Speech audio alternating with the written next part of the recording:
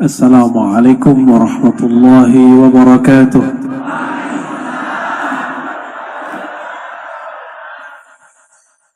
Alhamdulilladzi amarna bidzikri. Ashhadu an la ilaha illallah wa ashhadu anna Muhammadan abduhu wa rasuluh. Allahumma salli wa sallim wa barik ala hadzal nabiyil karim Sayyidina Ahmad wa ala alihi wa ashabihi ajma'in. Amma ba'du. Puji syukur kepada Allah Subhanahu wa taala yang menakdirkan kami malam yang berkah ini hadir di tempat kita semua.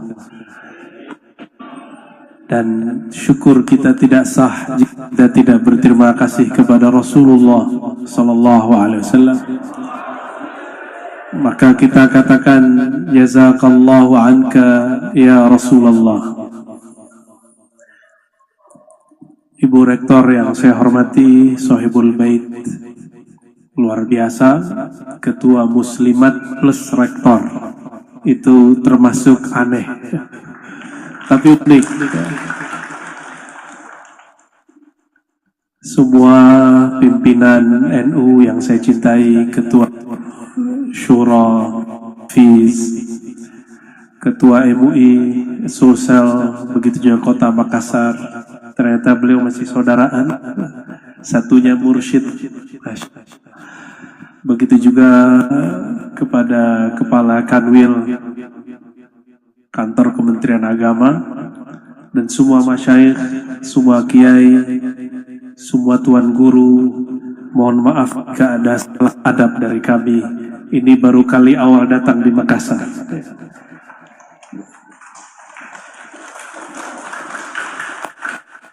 Tapi saya nggak terlalu khawatir karena adabnya orang sini hampir sama dengan adab orang kampung saya.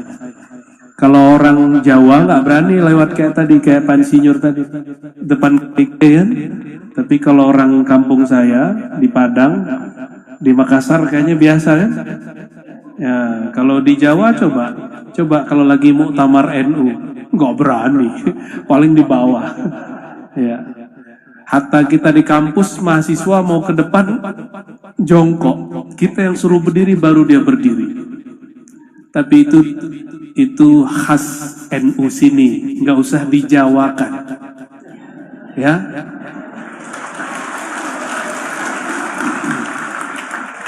NU Sumatera nggak usah biarkan saja dengan kesumateraannya, NU Sulawesi dengan kesulawesiannya. Tapi jangan kaget nanti kalau ke Pulau Jawa. Orang Jawa luar biasa, mereka ketika berhadapan dengan guru mursyid, apalagi kiai-kiai para ketua. Katanya Nusantara ya Pak Kiai. Kalau Nusantara ini bagian dari adab Nusantara.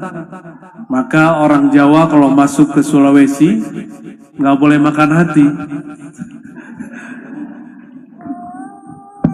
Kenapa nggak boleh makan hati? Ya, adabnya jangan disamakan.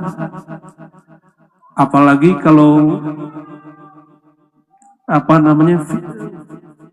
nada orang sini lain ya. Bahasa Indonesianya unik sekali ya. Tapi saya senang ya, alhamdulillah. Selamat kepada kita semua yang berahlus sunnah an-nahdiyah. Karena sekarang banyak yang aku ahlus sunnah.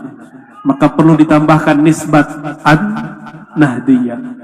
Meskipun sebenarnya kata ahlus sunnah cukup menandakan bahwa kita ini akidahnya ahlus sunnah dengan manhaj Imam Abu Hasan al-Asy'ari al-Maturidi. Alhamdulillah saya pernah ziarah ke Imam al-Maturidi. Kita pakailah tradisi kita di sini, baca Yasin. Masya Allah. Saya bersaksi kepada Allah, itulah baca Yasin ternikmat selama saya hidup. Baca Yasin di makbarahnya Sayyidina Syekh Abu Mansur al-Maturidi. Beliau wafat tahun 333 Hijriah. Tapi separuh hidupnya di zaman salafus saleh. Dan kita setia kepada akidah mereka, karena akidah mereka lah yang teruji, terhubung kepada baginda Nabi Muhammad sallallahu alaihi wasallam. Dalam ijma'nya ulama tasawuf itu ada ijma' wusulul abdi ilallah, syartu wusulil abdi ilallah, syarat usul seorang hamba kepada Allah adalah al-i'tiqad as-sahih, akidah yang sahih. Itu sebabnya di dalam kitab Imam Abu Mansur Al-Baghdadi,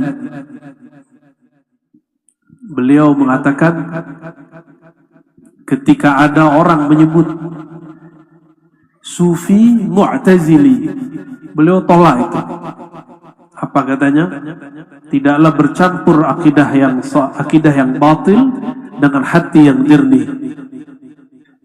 Itu ungkapan beliau, ya. Dan kita bersyukur, jadi ternyata berahlus sunnah tidak cukup hanya berakidah. Ahlus sunnah Imam Asy'ari mesti ada penerapannya secara zahir dengan mazhab, dan kita memilih 4 mazhab, walaupun prakteknya di NU cuma 1. Bener ya? Coba tes, subuh gak kunut, bisa-bisa ulang sholat subuh. Padahal di 3 mazhab tidak berkunut tidak masalah.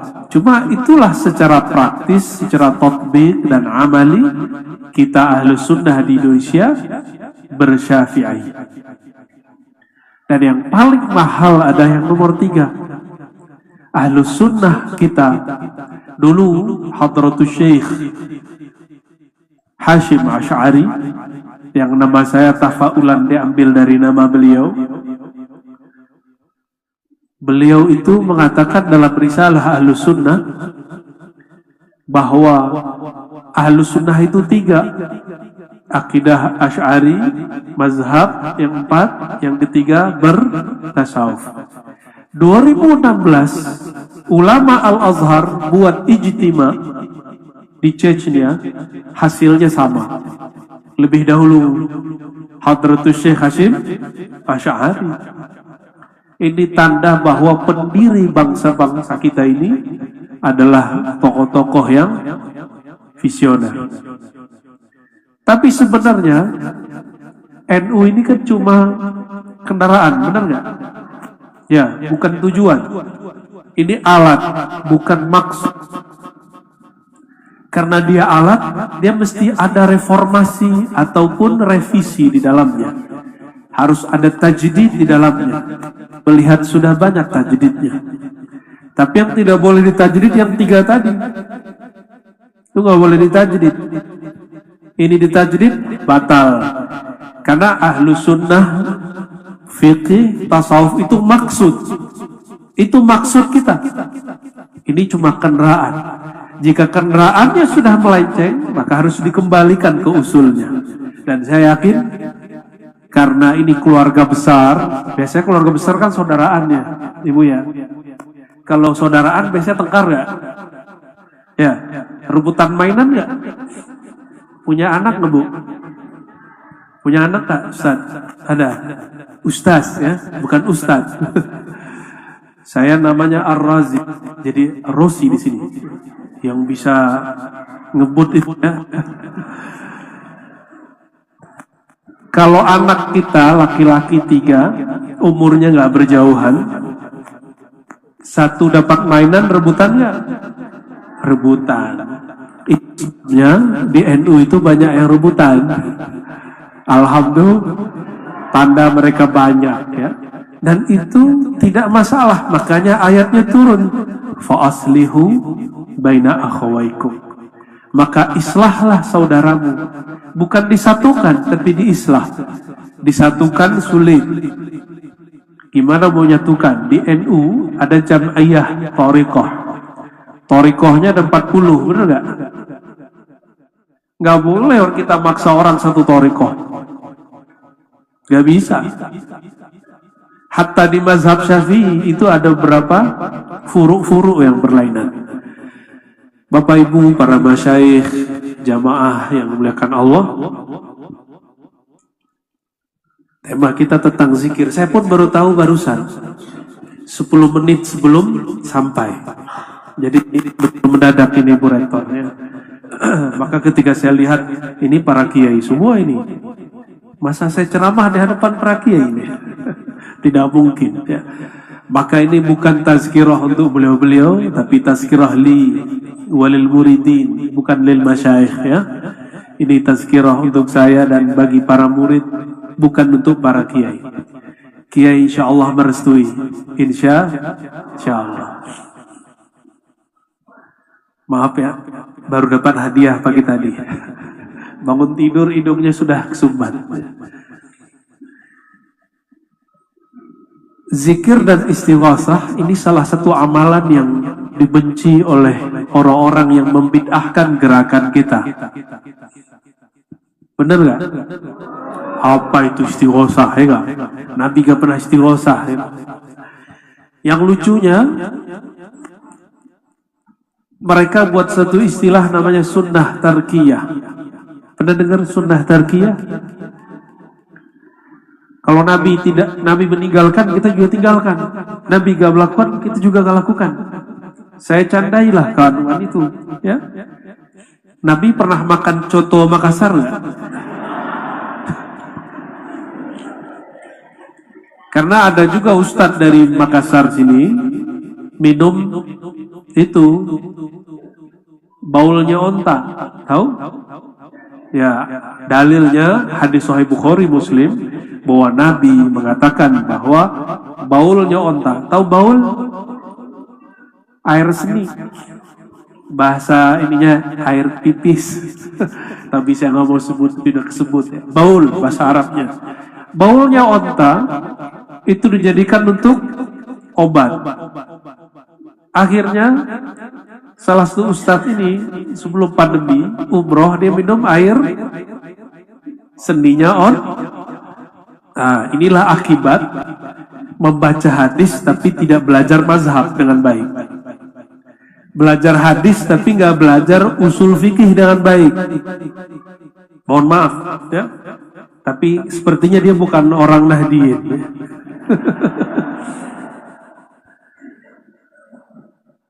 Di hadis itu ada asbabul wurud. Apa asbabul wurudnya? Ada orang datang kepada Rasulullah SAW, mereka sakit, mu'alaf. Dilihat sakitnya, kalau kita sebut hari ini sakit kuning. Maka diberilah terapi. Bi albaniha wa abwaliha. Minum air susu dan air seninya onta. Maka minumlah. Beberapa hari sembuh.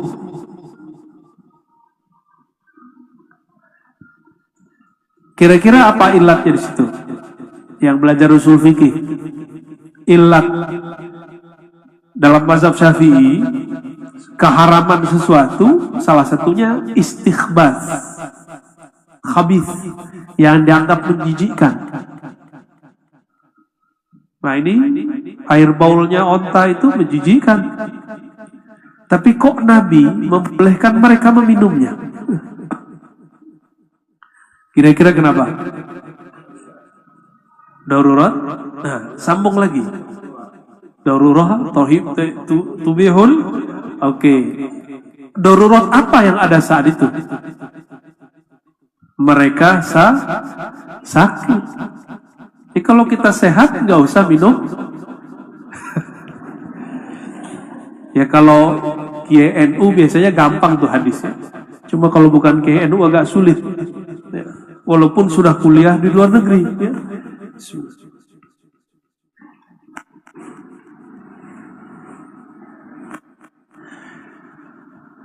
Nah, sunnah tarkiyah itu Nabi kalau tidak melakukan, maka kita nggak lakukan.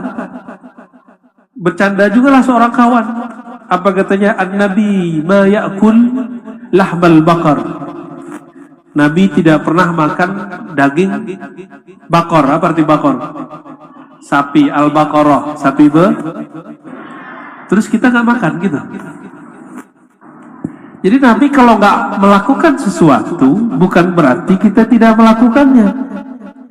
Yang kita tidak lakukan, itu yang Nabi at-tark bima'nal mana', yang Nabi larang atau Nabi makruh. Istighosah dan zikir, Nabi masih perlu istighosah nggak? Kalau Nabi juga perlu. Kenapa? Setiap nafasnya adalah doa. Setiap nafasnya zikir. Kata Sayyidah Aisyah, kana Rasulullah sallallahu alaihi wasallam yazkurullaha ala kulli ahyani. Hadis sahih. Nabi setiap nafasnya naik turun zikrullah. Ala kulli ahyan. Ahyan itu waktu. Waktu itu bagi ulama ahlullah disebut nafas. Waktuka, sa'atuka, yani nafasuka. Waktu kita, sa'ah kita adalah nafas kita ini.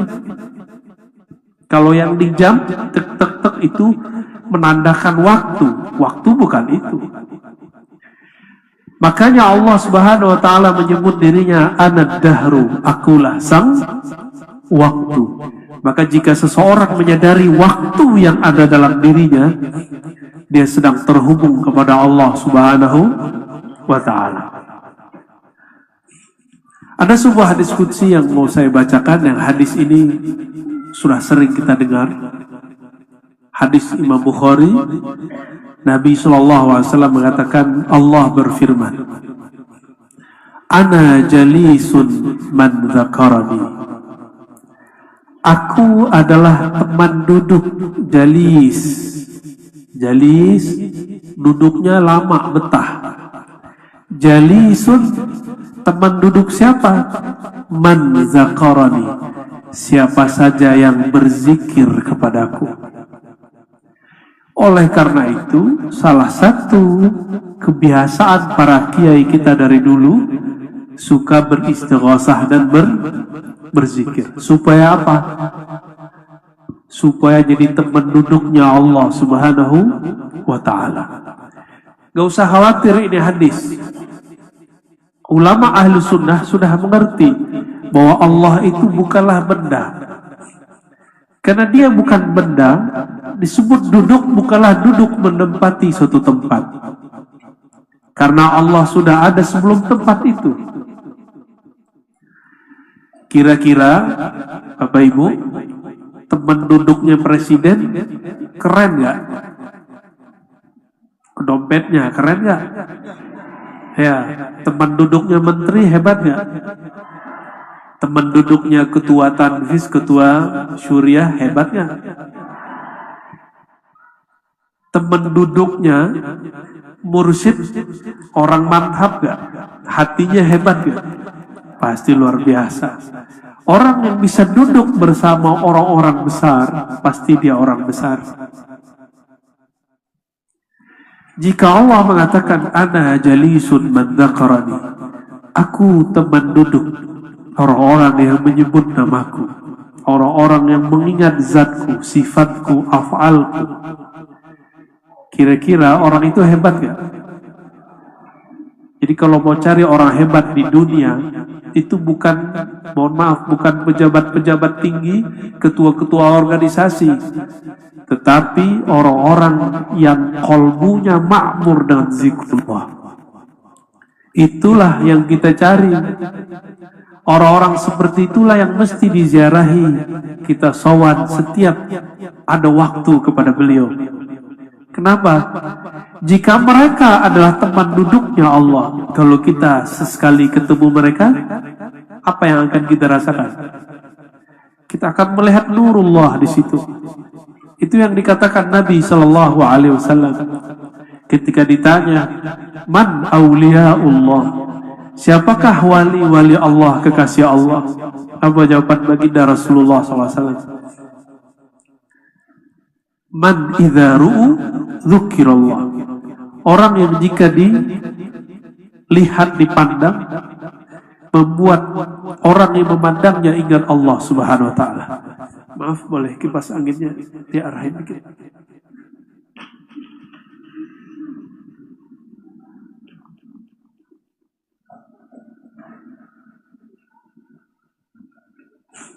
Ya, mohon maaf ya.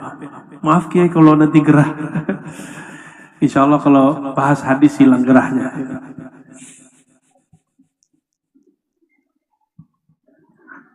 Kedekatan kepada Allah tadi. Nah, kita lihat kalau ada seorang kiai, ada orang-orang dekat kepadanya. Ada ring satunya, ring duanya, benar nggak? Nah, kedekatan kepada Allah tergantung kita zikirnya zikir apa. Itu sebabnya beberapa waktu lalu saya agak sedikit kenceng kepada jamaah dan para kiai, para ustadz, para ajengan, para gus-gus, para habaib bahkan. Kalau sholawat, beda sholawat kita sama sholawat onta, masih ingat ya? Itu bukan ngejek orang sholawatan, enggak. Tapi mau sampai kapan sholawatnya untuk duniawi? Sholawat itu sudah Allah sampaikan sebelum menciptakan aras, sebelum menciptakan langit dan bumi. Allah sudah berselawat kepada Nabi Muhammad SAW.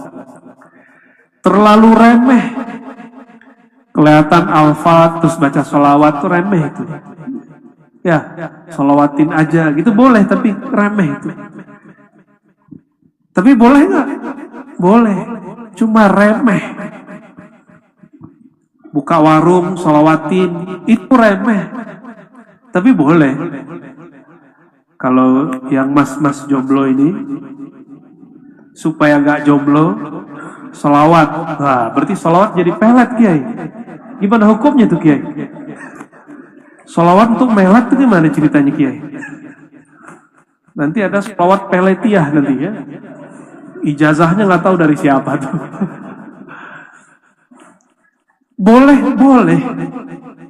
Tapi kalau kita betul Ahlus Sunnah Nahdiyah, bertasawuf Imam Ghazali dengan torikot yang sahihah mu'tabarah, maka kita mesti membedah satu kitab yang judulnya Hikam, yang tadi sudah dibaca oleh ketua kita, yang menyebutkan bahwa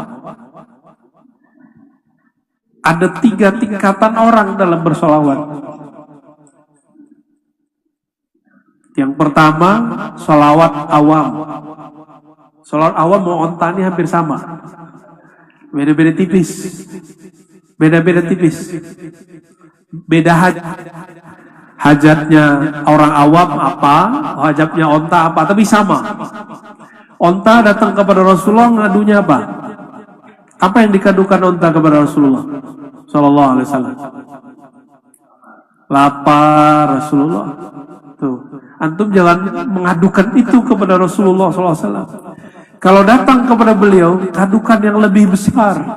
Ya Rasulullah, nanti di akhirat aku bisa dijamin gak lapar gitu. Itu baru benar. Kalau di dunia, apa kata beliau? Kata Imam Mu'taillah, arih nafsaka minat tadbir. Rehatkan dirimu dari memikirkan yang sudah Allah tadbir. Tadbir itu Allah sudah atur. Allah sudah jamin rezekinya. Sebelum kita hadir di bumi, Allah sudah tentukan belum rezekinya. Lalu untuk apa zikir dan usaha, doa dan usaha? Doa itu tanda hamba, usaha itu tanda ada kasab, dua aja. Apa arti kasab? Usaha. La yukallifullahu nafsan illa wus'aha. Ayat lain, laha ma kasabat. Ya. Kata Sayyidina Ali, ar-rizqu imma talibun wa imma matlubun. Kita itu terhadap rezeki dua aja. Ada pemburu rezeki, ada yang diburu rezeki. Kalau kiai-kiai ini sepertinya sudah diburu rezeki ini. Benar Pak Kiai? Kalau yang depan saya kayaknya masih abu-abu ini. Ada iya, ada enggak, banyak enggaknya.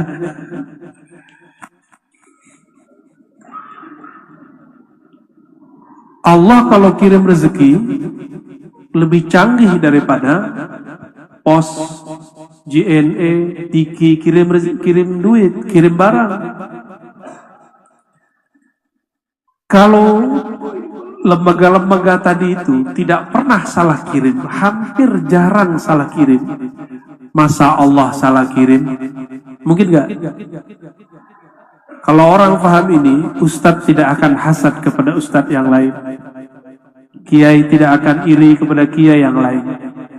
Orang bekerja tidak akan hasad kepada orang yang lain. Cuma kan nggak semua orang sampai kepada makom itu. Ya. Itu makom sederhana kok. Makom alhamdulillahi rabbil alamin. Itu maknanya itu. Ya. Mau saya berdiri? Izin Kiai ya.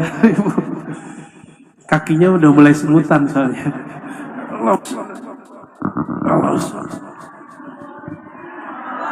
Allah. Baru kelihatan yang di pojok ya. Aslinya kaki saya semutan, bukan pengen lihat yang di pojok. Jika disebutkan ana jali, aku teman duduk, teman nongkrong, teman ngobrol, orang yang menyebut-nyebut namaku, maka ada tingkatan orang yang dekat kepada Allah. Ya. Kalau tadi cuma nyebut-nyebut, nyebut itu gimana? Ya Allah, ya Allah, ya Allah, itu nyebut namanya. Ya. Ada orang yang nyebut-nyebut nama Ibu Rektor. Ada orang di dalam kantor barengan sama Bu Rektor. Tinggian mana makomnya? Di luar sebut-sebut Bu Rektor, Bu Rektor, Bu Rektor, Bu Rektor, Bu Rektor. Tapi di dalam kantor ada orang ngobrol.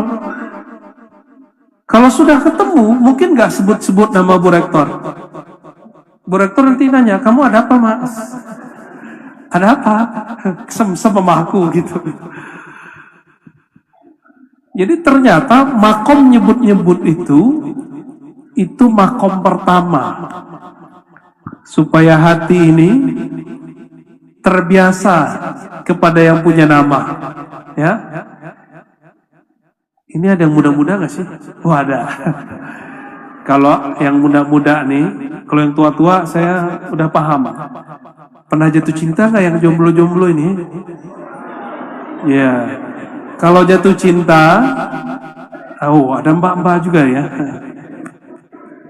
Kalau jatuh cinta sama seseorang, cari-cari nama dia nggak di Google, di Facebook, Instagram, tuh kan cari-cari nama dia. Maka pertama kali kita membangun hubungan kepada Allah itu cari-cari nama di Google Kolbu. Jadi harus dibanyak-banyakin di sini. Harus dibanyak-banyakin.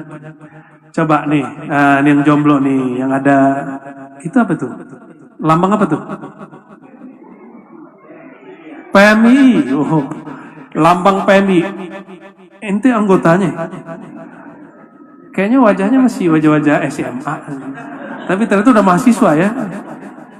Ngaku jomblo, orang-orang masih percaya ya. Kalau ente suka sama yang ono, nyari-nyari nggak di Google? Enggak, emang nggak ada di Google. Adanya di mana? Di Instagram ya. Nyarinya di mana? Di Instagram. Berarti ada cara berkomunikasi. Instagram, Facebook itu disebut thoriqoh.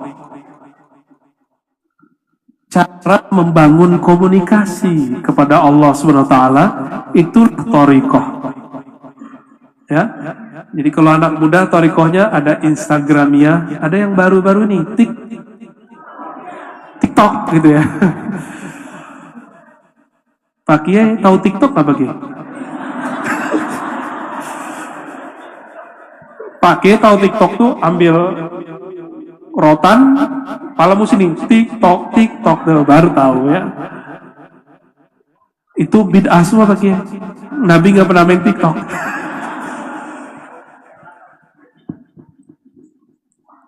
Kalau kita sudah kenal, nah biasanya kita add dulu ya, bener ya? Di add dulu sama, di Kolbu itu modelnya sama, itu sistem yang dikatakan oleh Imam Ibn Arabi qaddasallahu sirrahu dulu jauh-jauh hari, yang wafat tahun 638 Hijriah. Apa kata beliau? Manusia itu alam kecil, maka sistem yang ada di alam itu ada semua di dalam diri manusia. Kalau dulu Imam Ibn Arabi nggak ada TikTok, jadi dia contohinnya pohon, air, disebutlah anasir yang 4. Sekarang anak-anak muda kita cerita anasir yang 4, dia bengong. Ini ngomong apa nih?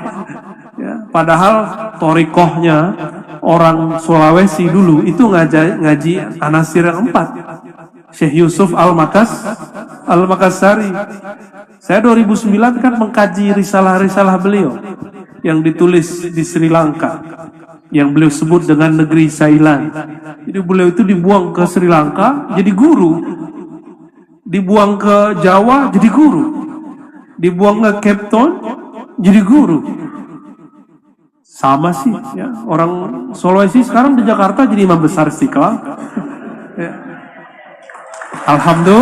Alhamdulillah ya. Ada yang jadi rektor kemarin, rektor PTIG sampai sekarang masih. Beliau juga tuh orangnya. Rektor IKI tempat saya ngajar itu orang Palu, ibunda Profesor Huzaimah. Mungkin para kiai ada yang pernah berguru kepada beliau. Berarti kita seperguruan kiai. Ya. Itu kalau saya ngomong apa dikit dia langsung tunjuk. Kamu jangan liberal.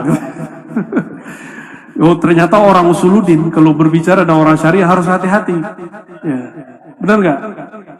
Padahal insya Allah saya luar dalam Ahlus Sunnah, tenang aja, nggak akan masuk ke liberalisme, sekularisme, insya Allah nggak. Ya. Ngaji akidah dari kecil sampai hari ini. Jadi kalau ada orang pura-pura Ahlus Sunnah pun kita tahu insya Allah. Ya, ada orang takiyah insya Allah ngerti. Nggak usah ngomong, lihat muka aja udah tahu. Ya. Orang yang mengatakan Tuhan di atas tuh paling gampang taunya. Kelihatan di wajahnya tuh. Serius.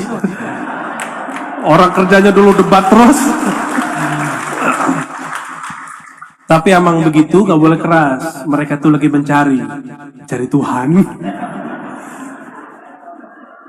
Ana jalisun man dzakarani, maka kedekatan pertama yaitu zakara ismi, menyebut-nyebut namaku. Menyebut-nyebut nama. Saya, nama kecil saya, ujung namanya Mbah Hashim Ash'ari. Nama kecil saya Ari. Waktu ke suatu tempat, itu orang manggil Arazi, saya nggak noleh. Kali ada Arazi di belakangku. Jalan aja. Pas rame-rame, orang manggil Arazi. Wah, kayaknya mah kita assalamualaikum. Ada satu nongol, panggil Ari. Saya lihat, ini orang kok kayak kenal. Kami sudah tidak jumpa bertahun-tahun. Dulu kecil. Langsung saya ambil, saya bawa ke dalam. Terobos kayak tadi itu. Ya, banser kita terobos aja. Gak mau masuk dalam. Kira-kira seperti itu. Apa rahasianya?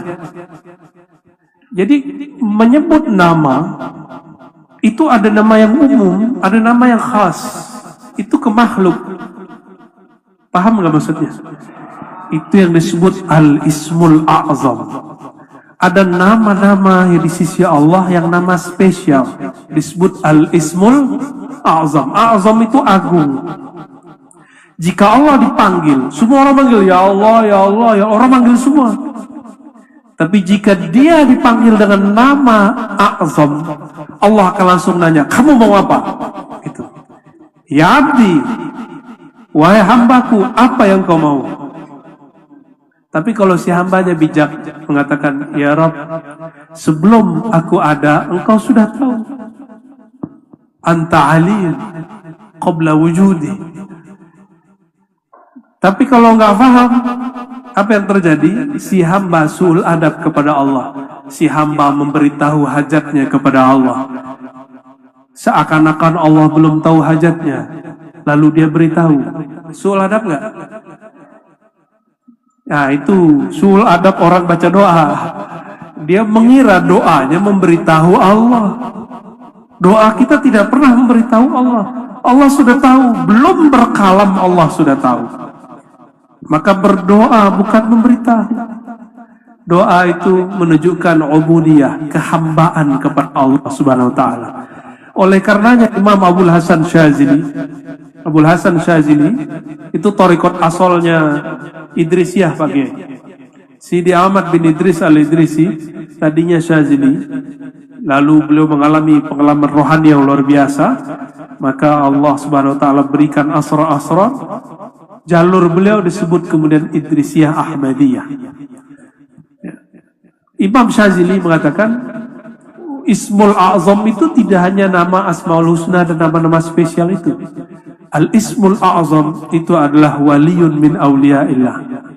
Kekasih-kekasih Allah itu juga disebut Al-Ismul A'zam. Makanya kita buat namanya tawassul dan istighosah. Inilah dasar kenapa istighosah itu ada. Kenapa tawassul itu ada dan menyebut ila hadrati, ila ruhi, bihaqi Sayyidina Muhammad SAW, bihaqi Syekh Abdul Qadir Jilani. Kenapa kita menyebut seperti itu? Karena aulia itu adalah al-ismul a'zam. Saya pernah mau menemui Abuya Said Ahmad bin Abuya Said Muhammad di Mekah. Mungkin beliau pun sudah lupa, ya, udah lama. Itu mau ke sana, bawabnya nanya, yang jaga, kamu murid siapa? Nah, gitu. Maka kita harus sebut nama guru kita. Saya murid Syekh Fulan di Pulau Jawa. Oh, itu gurunya, itu sianunya Abuya. Langsung masuk. Di umrah yang berikut, cowoknya ikut ngaji. Di umrah yang berikut, saya mau datang lagi. Di Saudi sudah ketat. Kalau bukan orang-orang tertentu, nggak diterima.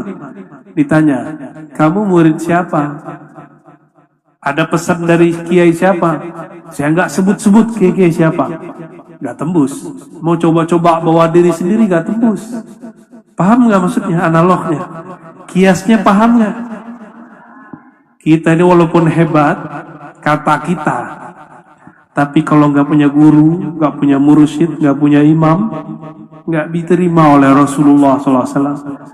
Nanti datang kepada Rasulullah, ya Rasulullah, ana ummatuka ya Rasulullah. Wahai Rasulullah, aku umatmu, wahai Rasulullah. Rasulullah tanya, kamu umatku yang mana? Ditanya dulu, umatku yang mana? Nanti kita jawab, saya akidahnya ikut imam ini, ikut imam itu, ikut boleh. Mungkin kalau berandai-andai, kalau Gus Dur masih hidup, mungkin beliau berandai-andai.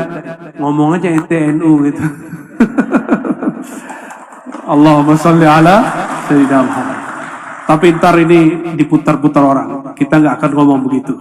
Kita hanya ngomong begini, al-isnad minad din. Yang ngomong siapa ini? Imam Ibnu Mubarak. Belum ada NU secara organisasi saat itu. Tapi Ibnu Mubarak mengatakan al-isnad minad din. Bersanad itu bagian dari agama. Di NU berguru penting nggak? Penting. Maka al-isnad minad din itu yang diulang-ulang oleh Hadratus Syekh Hasyim Asy'ari dan para kiai ulama-ulama NU. Inilah jadi spirit pergerakan kita. Cuma mohon maaf Pak Kiai, terima kasih sudah menerima saya di keluarga besar NU Sulawesi Selatan khususnya. Saya sebenarnya istri saya itu senang kalau saya menghadiri acara NU. Ya, dia NU lahir batin dia.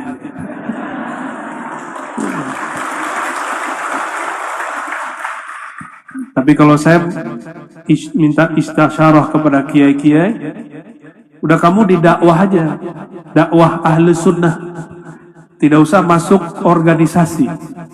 Maka untuk sementara saya tidak masuk dulu ke struktural kemanapun, cuma mendakwahkan spirit ahli sunnah wal jamaah. Ya. Gimana? Boleh nggak?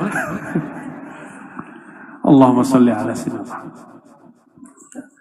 Jadi apabila kita memanggil dengan nama yang spesial, Allah akan menoleh dengan tolehan iltifat yang khas, dengan menoleh yang spesial.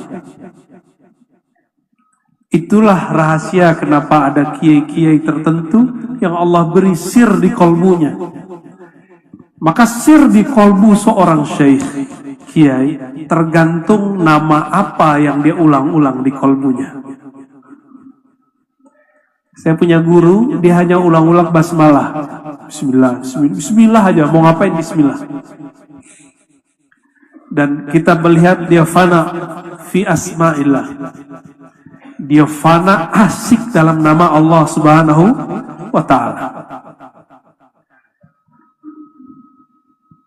Ada yang lebih tinggi lagi. Ya. Tadi asma ismul azam. Ada nama af'al, ada nama sifat, ada nama zat. Maka kedekatan orang kepada Allah ketika Allah mengatakan ana jalisun man dzakarani, aku teman duduk yang menyebut namaku, yang mengingat aku. Di situ disebutkan zakarani, mengingat aku. Aku yang mana yang dia ingat?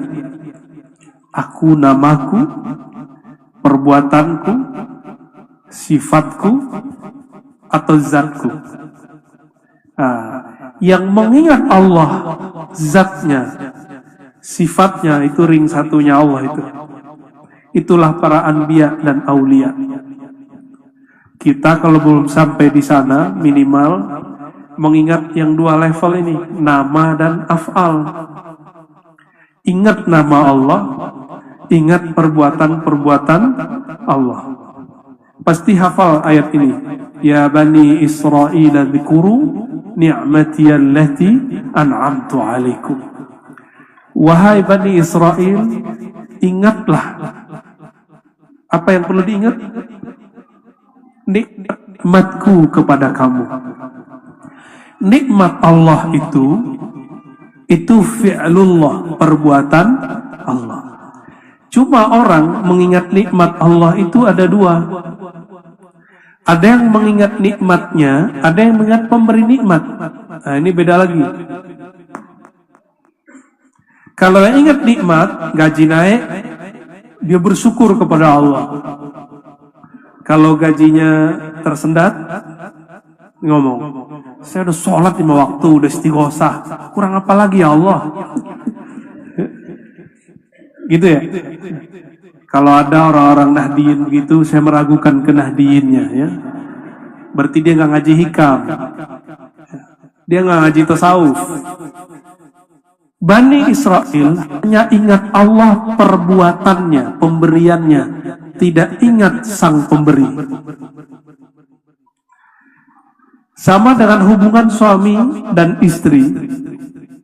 Kalau hubungan mereka hanya hubungan memberi, kalau nafkah besar, istri senang. Kalau nafkahnya sedikit, istri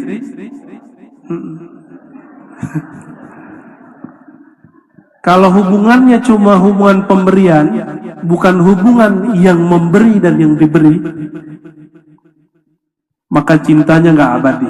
Pemberiannya besar, cintanya besar.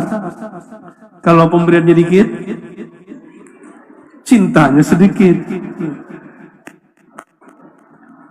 Imam Ibnu Abbad menyebut orang seperti ini ikhlas versi ummal, pekerja keras. Versi siapa? Pekerja keras. Bahkan kalau kita sebut, mohon maaf, ikhlas karyawan. Ummal itu bisa diartikan karyawan juga. Orang pekerja, mohon maaf, jangan, boleh jadi pegawai, boleh jadi karyawan, tapi mental jangan karyawan dan pegawai. Kalau mental pegawai, gaji 13 baru semangat, bener. Kalau gaji 13 gak ada, tapi orang NU mah gak perlu gaji 13 ya. Tanya aja Pak Kiai. Bulan Maulid itu gaji 13 tuh. Allahumma sholli ala Muhammad. Ana jalisun man dzakarani. Aku teman duduk, teman ngobrol.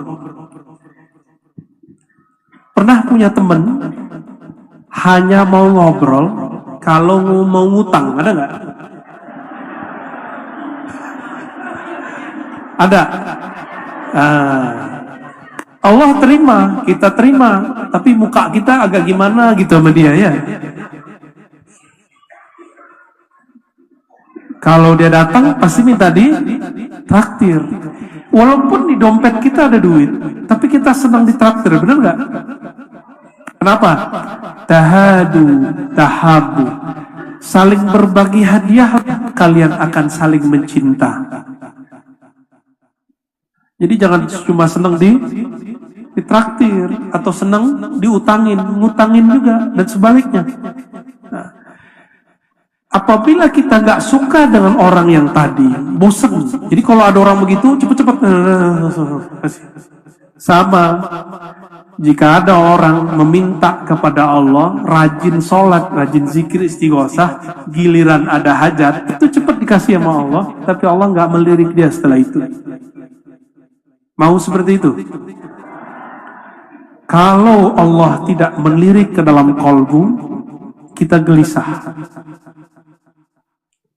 Seperti seorang istri ketika melihat suaminya mulai melirik yang lain, tidak melirik ke dirinya, itu istri gelisah gak? Gelisah. Gelisahnya roh apabila Allah tidak menatapnya, itu lebih bahaya daripada gelisahnya seorang istri jika tidak ditatap suaminya. Paham, Mas? Ya. Maka lirik mulu ya. Itulah makna ana ma'ahu idza dzakarani, itu sama. Maka di situ ada dua ibarat. Ana jalis, ana ma'a. Maka jalis itu namanya muraqabah mujalasah. Belum ada di kitab. Yang ada di kitab muraqabah ma'iyah. Muraqabah ma'iyah. Padahal ada hadisnya. Apa bedanya ma'iyah dengan jalis? Kalau muraqabah ma'iyah, merasa dibersamai Allah. Kalau jalis, ngobrol, lebih dekat. Jalisun man dzakarani, diajak ngobrol sama Allah. Saya mau tanya, kalau ngobrol sama, kalau misalnya sering berangkat pakai sopir driver Grab, itu obrolannya apa? Obrolannya macet, ya nggak? Ternyata macetnya sama dengan Jakarta. Ya, mungkin karena ada perbaikan jalan ya. Semoga cepat selesai, amin. Ya. Kalau kita ketemu sama drivernya taksi, ngomongnya sama. Biaya bensin naik, gitu ya. Kecuali si drivernya orang spesial, maka dia akan ngajak ngobrol yang lebih hebat. Kalau ngobrol sama orang kampus, obrolannya apa? Diskusi filsafat. Kalau ketemu sama teman-teman ahli bahsul masail, pembahasannya apa? Cari-cari masalah ya. Bahsul mencari masail, masalah. Cari-cari kesalahan orang, itu bisa tuh. Kesalahan ini, bid'ahnya ini, pelanggaran ini. Ini karakter ini kalau belum diobati pakai Ihya Ulumuddin, masuk jadi komisi fatwa di MUI, gawat itu. Serius, tanya kepada para kiai kita ini ya. Gawat itu kalau karakter bahsul masail belum dimandikan dengan hikmahnya Ihya Ulumuddin. Wajib. Jadi siapapun yang belajar bahsul masail, coba cari guru mengaji Ihya Ulumuddin. Kalau menurut saya itu wajib. Karena manhaj kita bertasawuf Imam Ghazali. Biar tidak mengulangi kesalahan Imam Ghazali. Imam Ghazali sekali debat 300 orang bisa terdiam. 300 orang ulama diam, itu Ghazali itu orang. Maka beliau disebutlah Hujjatul Islam. Jalis, duduk bersama dengan politisi. Ini kan sudah mulai tahun politik. Obrolannya apa? Kalau Nahdien partainya apa, ya? Ternyata kayak tadi itu ketua Tanfis ngomong orang NU di mana, gitu ya? Itu gimana tadi? Sahih ibaratnya. Orang Nahdliyin di mana-mana. Oke. Berarti ada di partai hijau, partai biru, partai merah juga. Kuning juga banyak. Ya itu urusan antum lah ya. Kalau kita ketemu politisi, walaupun dia kiai, obrolan politik. Coba antum ketemu dengan pengusaha. Kalau di Makassar pengusaha apa kebanyakan kiai? Tambang, kayu. Ngomongin apa? Ngomongin kayu, jenis kayu, harga kayu naik, turun, itu diobrolin. Kalau ketemu ibu-ibu, ngomongin apa, Bu?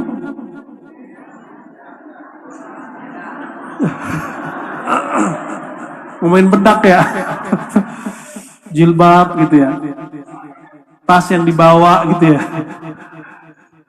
Kalau ketemu orang yang dia duduk bersama Allah, apa yang dibicarain? Pasti dia ngomongin Allah.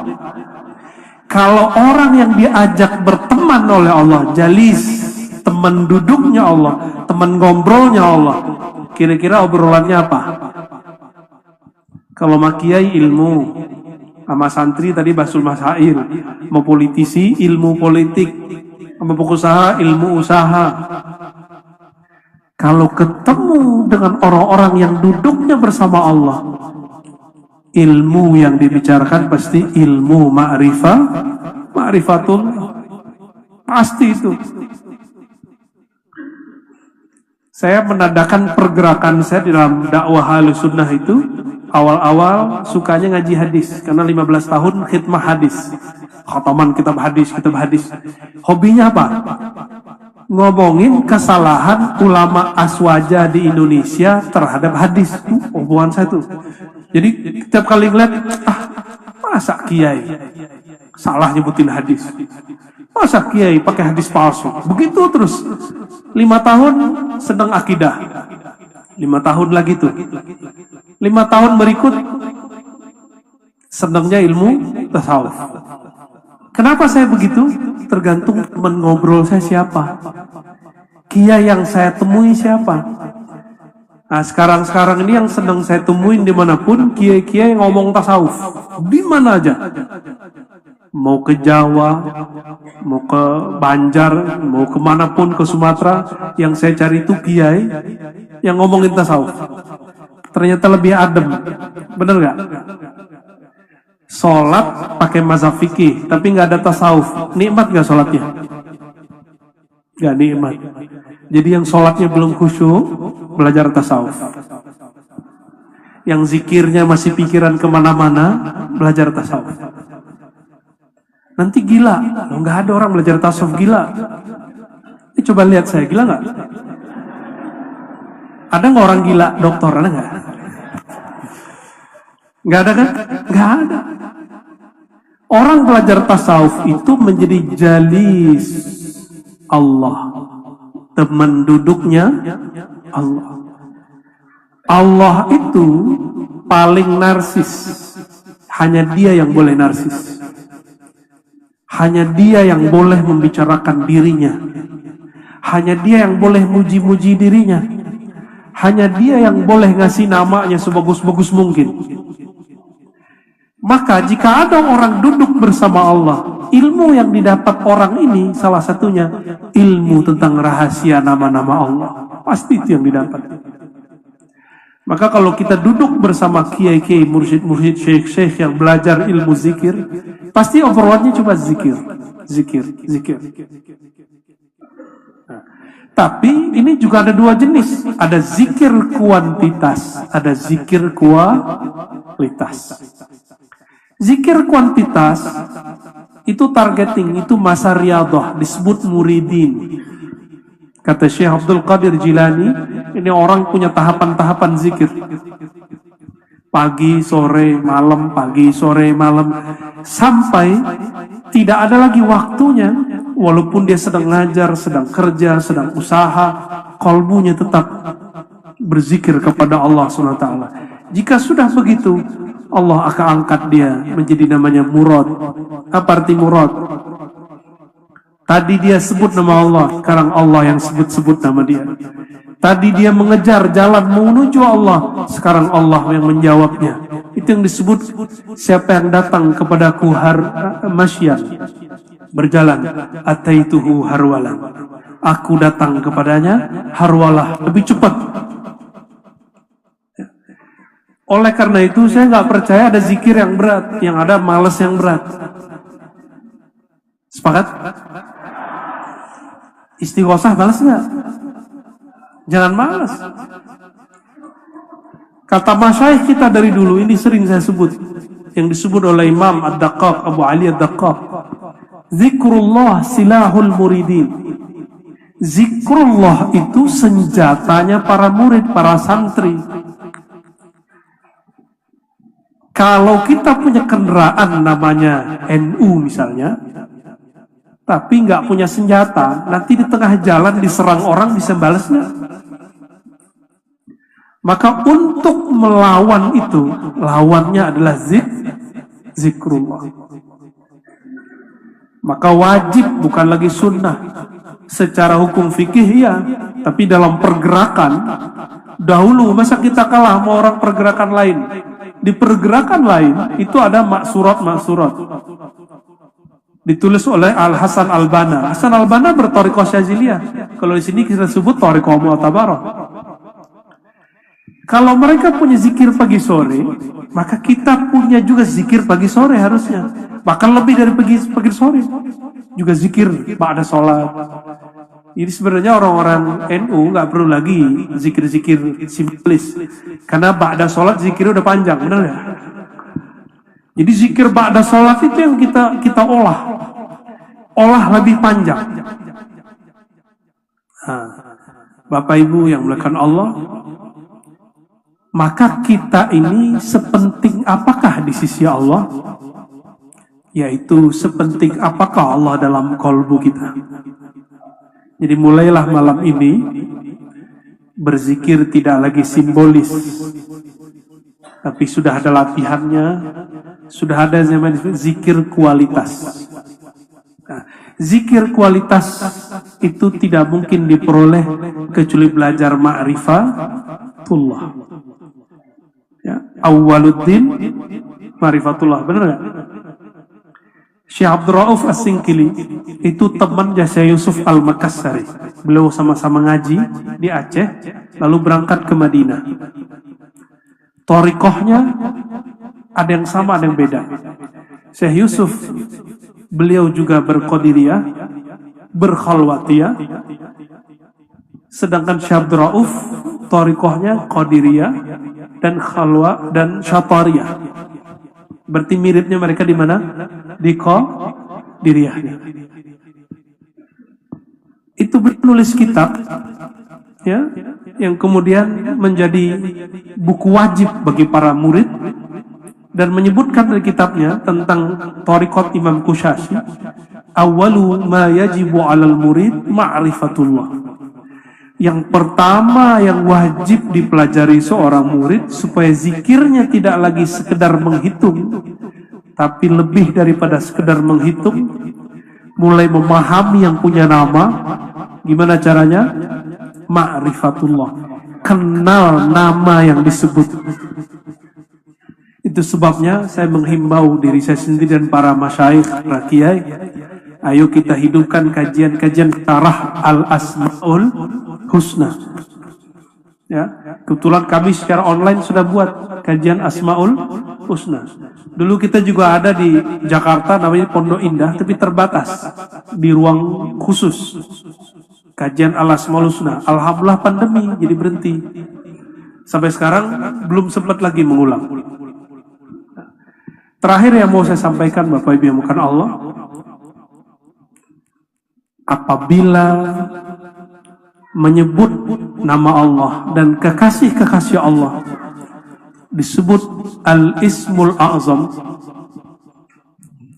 maka Supaya kita kalau bertawasul itu ada rasa yang luar biasa, pelajari nama yang kita tawasuli. Biasanya kita tawasul nyebut nama siapa aja? Syekh Abdul Qadir Jilani. Siapa lagi? Nabi Khidir. Wah, itu ngeri kali itu. Ya. Nabi Khidir. Nabi Khidir masih ada nggak? Bener. Serius. Ada orang berani candaan ngejek Nabi Khidir, tak ada sekarang. Ya. Ada yang berani memperolok Nabi Khidir, ngakunya aswaja. Saya meragukan keaswajaannya. Ya. Mungkin dia aswaja kali, bukan aswaja. Ya. Nabi Khidir hidup, itu ijma' ulama ahli tasawuf. Bukan lagi pendapat. Oh, ahli hadis beda, itu urusan mereka. Karena secara ilmu hadis, Nabi Khidir memang diperdebatkan. Ahli hadis, i'timad ilmunya apa? Hissi. Apa yang didengar, apa yang dilihat. Pakai indra. Kalau ahli zikir, ahli tasawuf, mereka pakai apa? Pakai kolbu, pakai roh. Maka kolbulah yang menentukan ini Khidir, ini bukan Khidir. Alaihi salatu was. Jika kita bertawasul dengan seseorang, apalagi dia masih hidup, maka sesekali sadar atau tidak, masyayikh para kiai, kita kalau bertawasul ke beliau, kadang beliau hadir di tempat itu walaupun sebentar. Cuma ujiannya ketemu Nabi Khidir itu, kan biasanya ujiannya kalau kiai-kiai kita nyebutin masalah sedekah mulu, itu satu ciri. Tapi yang paling berat itu kiai-kiai yang suka berjidal dengan kelompok-kelompok aliran yang dianggapnya menyimpang. Ujiannya apa? Jika Nabi Khidir nyamar jadi orang yang menyimpang. Itu paling berat. Ujian Nabi Musa apa? Beliau mengatakan, ana a'lam, saya paling ngerti, paling berilmu. Ujian beliau siapa? Orang yang punya ilmu lain. Maka berdasarkan ini ada kaidah sirriyah, kaidah sir yang dapat kita ambil. Ujiannya orang-orang yang pewaris para nabi, ketika bertemu orang yang diberikan ilmu yang lain daripada dirinya, itu dia. Jadi kalau ketemu yang begitu, hati-hati, tidak boleh merendahkan. Ya, husnuzon kepada semua orang. Dan hindari mengatakan, oh di Makassar ini saya yang paling alim, hindari itu. Paling kalau ada yang ngomong, yang paling sakti saya, waduh, gawat ya. Tunggu, ya. Biasanya langsung ada pelajaran habis itu. Kalau Allah masih sayang. Karena Allah sayang kepada Sayyidina Musa alaihissalam, Allah kemudian utuslah Nabi Khidir untuk ngajak orang yang paling alim ini ngobrol dengan yang alim dengan ilmu yang lain. Pak, bayangin, Nabi Khidir melakukan hal-hal semua pantangan Nabi Musa. Maka itu kaidah yang kedua. Ujian Khidriyah itu, kita akan melihat amalan-amalan orang yang berlawanan dengan prinsip kita. Itu Khidriyah itu. Itu yang kita tawasulin itu. Ya. Oh, ada teman saya dapat salam aja udah seneng banget. Tapi merendahkan Nabi Khidir, nah, itu nggak benar. Ya. Dan salah satu sir para kiai NU dari masa ke masa yang saya tahu adalah muhadatsah khidiriyah. Itu tertulis dari kitab Khatmul Aulia atau Siratul Aulia karya Imam Al-Hakim At-Tirmizi, imam ahli hadis semasa dengan Bukhari, Muslim, Ibnu Huzaimah. Apa kata beliau? Salah satu ciri aulia pendiri NU wali nggak? Benar nggak nih? Yang kenceng dong, pendiri NU wali nggak? Makanya mereka punya namanya Musabbaat Khidriyah. Diamalin nggak di sini? Ini kalau boleh usul kepada pemimpin-pemimpin zikir, majelis zikir, silakan amalkan musabbaat Khidriyah. Musabbaat 7 Khidriyah dari Nabi Khidir. Disebutkan oleh Imam Ghazali bahwa Ibrahim At-Taimi ketika umrah, beliau bertemu Sayyidina Khidir setelah tawaf. Lalu ditanya oleh Ibrahim At-Taimi, "Man anta? Ente siapa?" "Ana Khidir." Kaget deh. Kalau gitu ajarkan saya. Diajarkanlah musabbaat Khidriyah. Apa yang diamalkan dalam musabbaat Khidriyah? Pertama, Al-Fatihah 7 kali. Ayat Kursi 7 kali. Apalagi? Qul ya ayyuhal kafirun 7 kali. Qul wallahu ahad 7. Qul a'udzu falaq 7. Qul a'udzu binnas 7. Subhanallah walhamdulillah wala ilaha illallah akbar 7. Shalawat 7. Apalagi? Istighfar 7. Lalu ada doa. Silakan cari di kitabnya. Ya. Itu doa luar biasa. Allahumma fa'al bi. Ya. Itu kalimat kepasrahan Nabi Khidir kepada Allah Subhanahu wa taala. Ya.